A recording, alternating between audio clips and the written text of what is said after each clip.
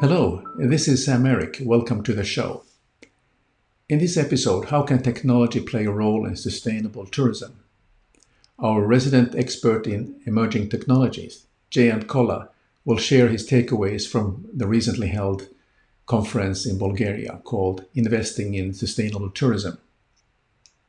The background to this is, of course, how the world has changed. We live longer. We can go to places we couldn't easily go before. It's easier for us to book through internet. And also how Google Map can find a place easy. But also, if you think about, you dreamt about going to a hidden gem in one of the key destinations, and once you arrive there, it's congested. It's called congestion externalities. And this affects the experience of your visit. So in these three key strategies that Jayant will share with us, it deals with destination management and also what kind of apps can be incorporated that will help the traveler to decide when is a good time to go to a destination. Next on Hotel Tech Talk. If you'd like to learn more about hospitality-related topics and tips on social media, start right now by subscribing to this channel and ring the bell. Hello, this is Sam-Erik, and here's my friend Jayant from Bangalore. We are now continuing in this episode to cover some of the key aspects that was touched on the Bulgarian Sustainable Tourism Conference. And we're going to touch on role of emerging technologies in sustainable tourism. So Jayant, you were there as a panelist, and you also attended a number of events there. So let's dig a little bit deeper on this. What is the role of emerging technologies in sustainable tourism? So again, touching a little bit on the conference in Bulgaria. The conference was called Investing in Sustainable Tourism Bulgaria Conference, and hosted by the Tourism Minister of Bulgaria, Nicolina Angelkova. And it was a day-long conference with the delegates and speakers hosted for about 3 days, in Helena Resort. And it started off with the Bulgarian tourism minister talking about the growth of tourism in Bulgaria. So apparently in 2018, Bulgaria had 9 million international tourists coming in, and ever since a separate tourism ministry has been formed in 2015, the number of tourists have grown by 31%, and the tourism revenues by 34% in Bulgaria. She was talking about the emphasis of growth in tourism in Bulgaria, and the headroom as well, and potential for investment. But the conference also had ministers and senior state executives from different European countries, some of them from Greece and Egypt, and representatives from these countries were talking about the need for sustainable tourism. While it's good to invite tourists into your country and to various tourist destinations, the need to handle them in a better way. Okay, and representatives from Egypt and Greece especially had specific case studies and anecdotes to talk about that. And this later led into various tracks, on investments on sustainable tourism, and then later into technology track, and what can airports and seaports do to for both growth and the sustainable tourism bit. So I was moderating the panel on technology, the adoption of digital technologies in travel and tourism space.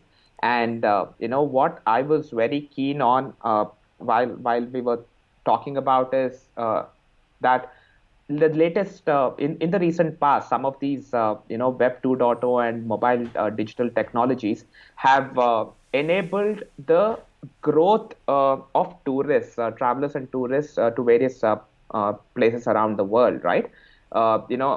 you can imagine how easy it is to book flight tickets today. I mean, on your mobile app, how easy it is to compare, flight fares and hotel fares, and how easy, it's become really from a planned activity, it's moving to a very whimsical activity. I mean, tourism, and digital technologies have made that possible. I mean, a combination of web, mobile, and big data technologies, and have made this possible.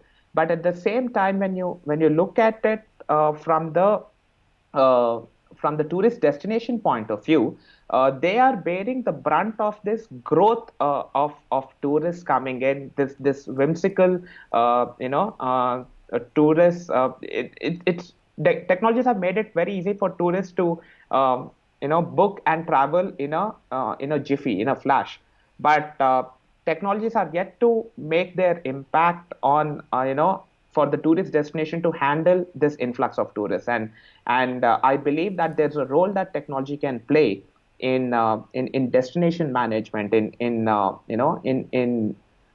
reducing the environmental degradation, or the nuisance value that influx of more number of tourists cause on the local ecosystem, and or the local residents there, right? And you very well know, a lot of places in Europe are suffering from some of this, and in almost every conference, this is a key topic. So I wanted to look at it from what role technology can play, or emerging technologies can play. As a consultant in emerging technologies, looking at the evolving trends in emerging technologies, I have a couple of ideas that I probably wanted to discuss with you on this episode and see if it makes sense. Okay. Yeah. Very good. So maybe we can go a little bit deeper on this, of what are some of the key points that you raised in this during the panel discussions and your discussions over there. Yeah. So some of the points discussed in terms of how technology can play a role in sustainable tourism is essentially, in monitoring, or monitoring the carrying capacity, and different rules and policies that the government or the tourism authority can come up with. Different management techniques, like a visitor management technique, be it queue management, or reservations, or pricing even, that can be done. Or most importantly, I as a traveler and a tourist believe that people, in general, are very conscientious these days, and they're conscious. Knowingly, they don't want to cause any harm to any destination or any local ecosystem. But what I see missing is, sufficient or adequate awareness or education for these tourists. If tourists are made aware as to what their visit is causing in terms of, be it carbon footprint, or the degradation to the local ecosystem, or even the nuisance value to the local residents or the local economy. Okay, I'm sure people themselves would want to restrain themselves, and hold back. In 2016, there was an initiative started by Amadeus, this big IT company which powers the global airline ticketing platform. Okay, on making the carbon footprint made available, for on every flight, along with ICAO, which is International Civil Aviation Organization. Okay, to make every traveler, every tourist, okay, make aware of the carbon footprint he's leaving by the carbon credits being printed on his flight ticket, right? That in itself, I think, can be a great initiative. I mean, every time we take a flight, if we know that what are the amount of carbon footprint we're leaving behind, it'll make us, more aware and conscious to take probably, a route which will leave lesser carbon footprint.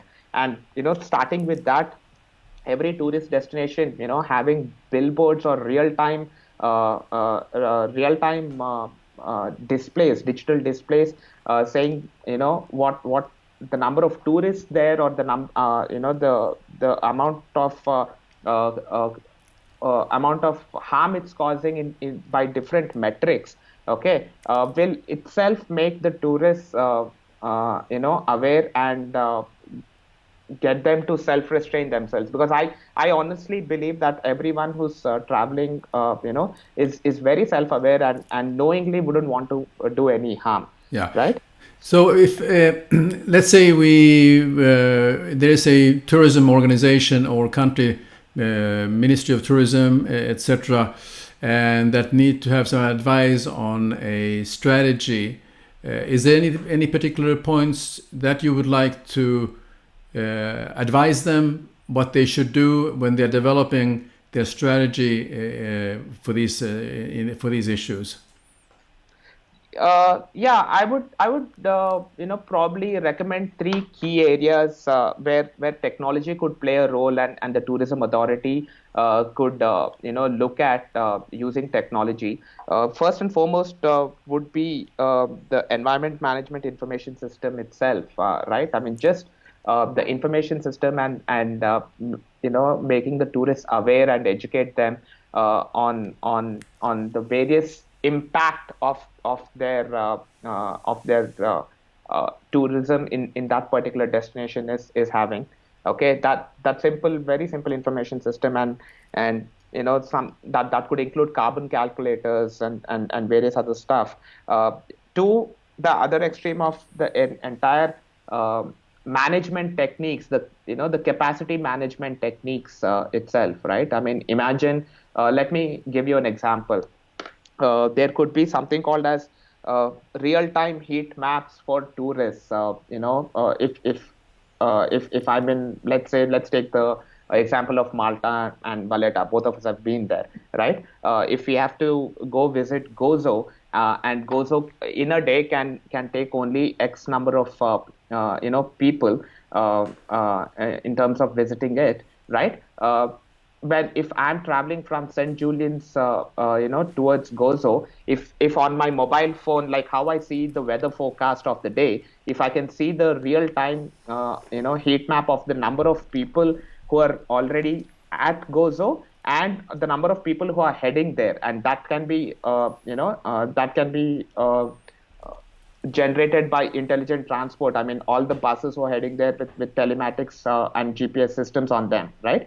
I myself wouldn't want to go and crowd the place even more. So I might make a decision to visit someplace else if Gozo is already crowded. Okay, Yes. that could be a real time heat map of the number of people already at a particular tourist destination. Or if, let's say, I'm standing in a queue to buy tickets for a tourist destination, and I get a real time message saying, this particular tourist destination is already overcrowded, but the other destination is not as much, so it makes sense for you to go visit there.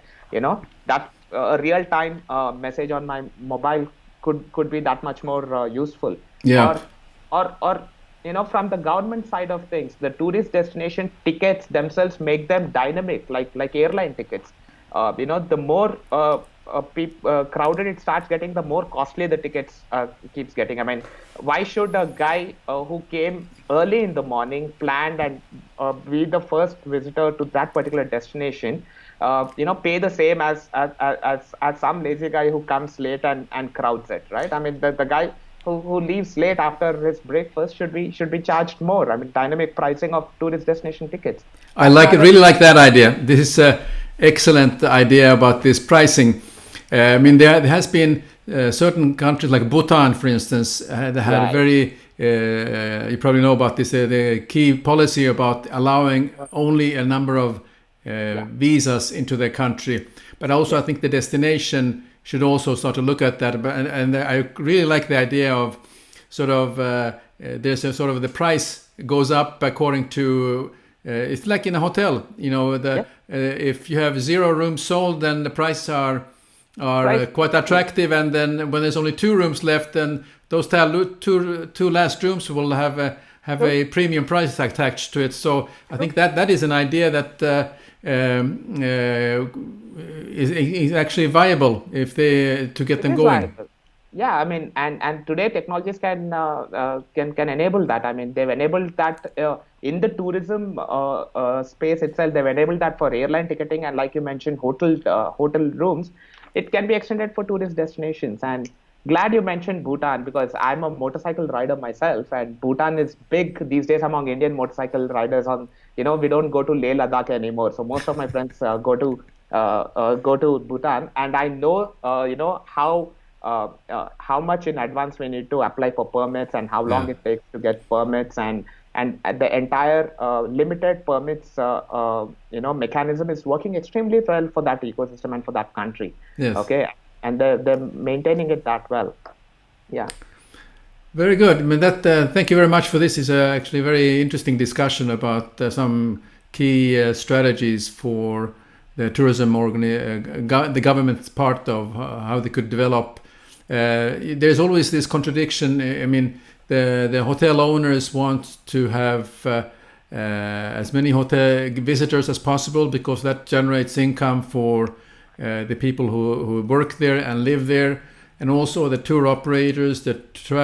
Tour operators, they are trying to sell their all-inclusives at the best possible price, so they can make a good income out of that. So there's so many players in this whole game. But I think the government and the central organizations have a huge role to play, and ultimately it's the individual traveler that will also be mindful about the impact they are making on the destination Exactly. they're traveling, isn't it? Absolutely. I completely agree. Yes, I completely agree with you that in the entire travel and tourism value chain and ecosystem, there are a lot of players, businesses that benefit from more traffic, more tourist traffic coming in.